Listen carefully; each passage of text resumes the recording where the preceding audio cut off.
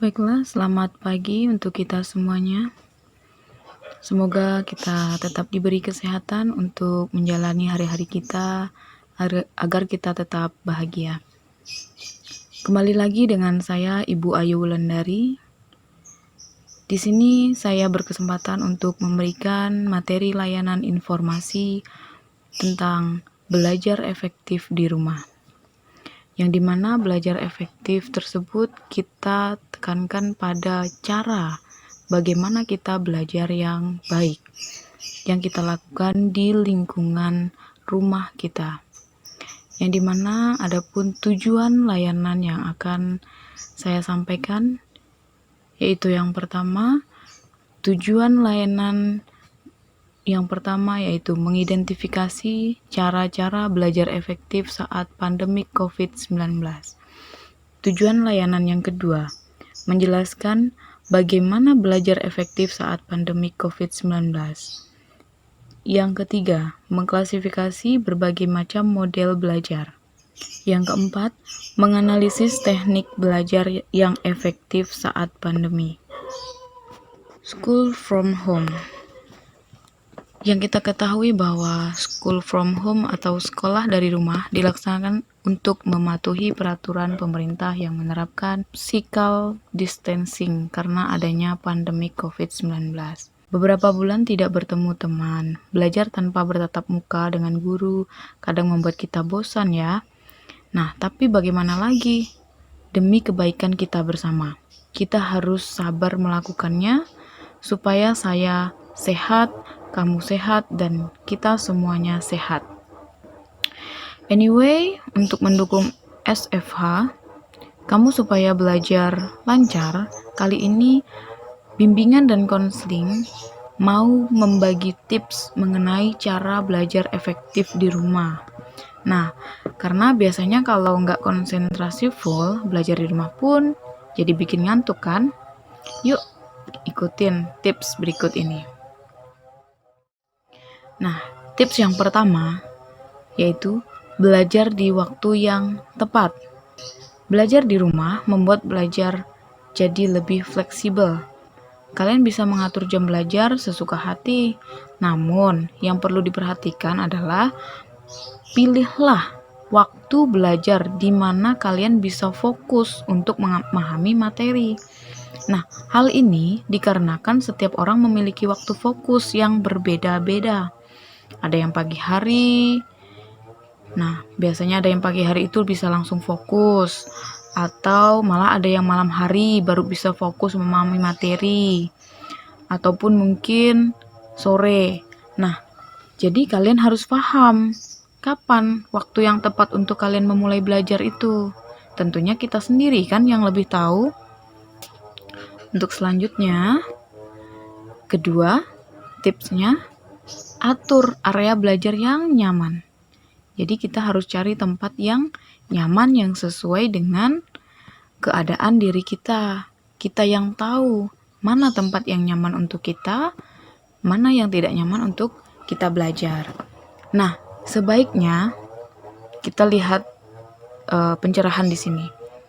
Belajar sambil rebahan memang sangat menyenangkan, ya kan? Kita baring-baring, kita santai.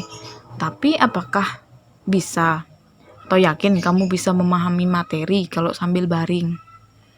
Nah, sebaiknya kalian bisa mengatur ruangan atau area belajar agar lebih nyaman saat belajar.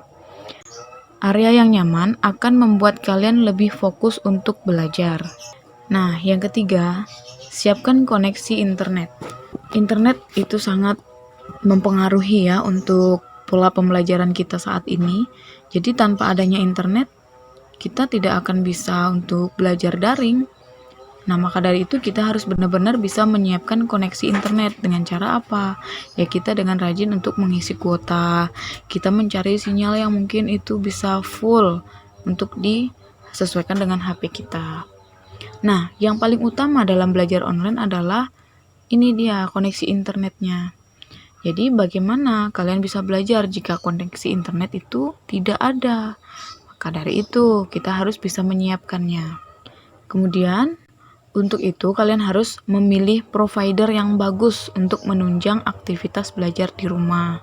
Misalnya kalian memilih sinyal dari kartu kalian itu yang cocok di area atau wilayah kalian tinggal. Misalnya kalau di tempat kalian tinggal itu lancar dengan menggunakan Telkomsel, mungkin bisa menggunakan Telkomsel. Kalau misalkan memang lancarnya Indosat, ya berarti harus kita gunakan yang Indosat. Intinya supaya itu bisa nyaman untuk diri kita, agar kita bisa mengikuti pembelajaran secara daring saat pandemi COVID. Nah, itu makanya dibilangnya kita itu harus bisa belajar secara efektif. Kita bisa melihat situasi dan kondisi, kita sesuaikan dengan keadaan kita masing-masing, seperti itu.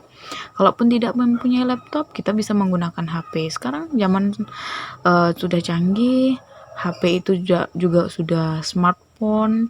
Nah, HP aja bisa pintar. Jadi orangnya harus bisa lebih pintar dari HP-nya. Dari mana bisa pintar? Nah, dari informasi-informasi yang terdapat di dalam internet tersebut. Oke, baiklah. Untuk berikutnya, apa sih portal belajar itu? Portal belajar adalah sumber belajar online yang bisa kamu gunakan untuk belajar di rumah. Contohnya seperti rumah belajar, ruang guru, dan lain sebagainya. Nah, belajar online tidak akan efektif jika kalian hanya asal belajar saja. Kalian membutuhkan portal atau platform khusus untuk belajar secara online.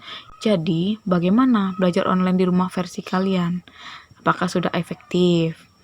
Nah, jadi, yuk kita sama-sama untuk menerapkan 4 tips atau cara belajar di rumah yang efektif yang sudah Ibu jelaskan di awal tadi.